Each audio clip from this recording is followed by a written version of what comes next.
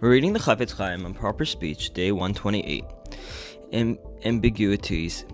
A statement which can be interpreted by the listener to mean that one party acted or spoke against another in his rechilus, even though this was not the speaker's interpretation of what he had recounted. Such information may be related only if the speaker makes it clear that no harm was intended and the listener is not known to be one who is likely to draw his own negative conclusions. Verbal remembrance. A method through which one can motivate himself to avoid the sin of Lashon Hara and its bitter punishment is alluded to in the juxtaposition of the two verses in the Torah. Beware of Sarah's affliction, to be very careful and to act according to everything that the Kedushim, the Kohanim, the Leviim shall teach you. As I have commanded them, I shall be careful to perform.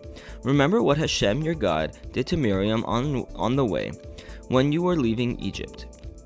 The Sifra expounds, remember that Hashem your God did to Miriam. This cannot mean to remember in one's heart. For the previous verse, beware of Sarah's affliction, already teaches this sort of remembrance. What then does remember imply?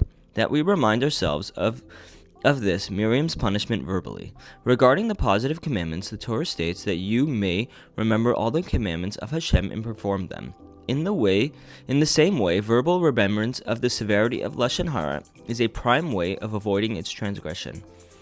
One may wonder, how is it that people recite the verse, remember what Hashem, your God, did to Miriam on the way when you were leaving Egypt each morning, and yet they still speak Lashon Hara. Moreover, there are individuals who commit this sin immediately after reciting this verse. The answer is obvious. The Torah states, for it is not an empty thing for you. Midrashically, this means that the Torah is not, heaven forfend, empty. If you find it to be unfulfilling, then the failure stems from you. The fault is in you, not in the Torah.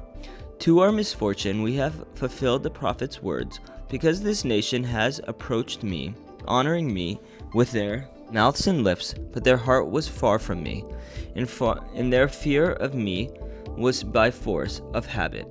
We declare remember with our lips, but do not take its message to heart. It is clear that when a person does take its message to heart, the effect is profound. Thanks, and we'll continue tomorrow.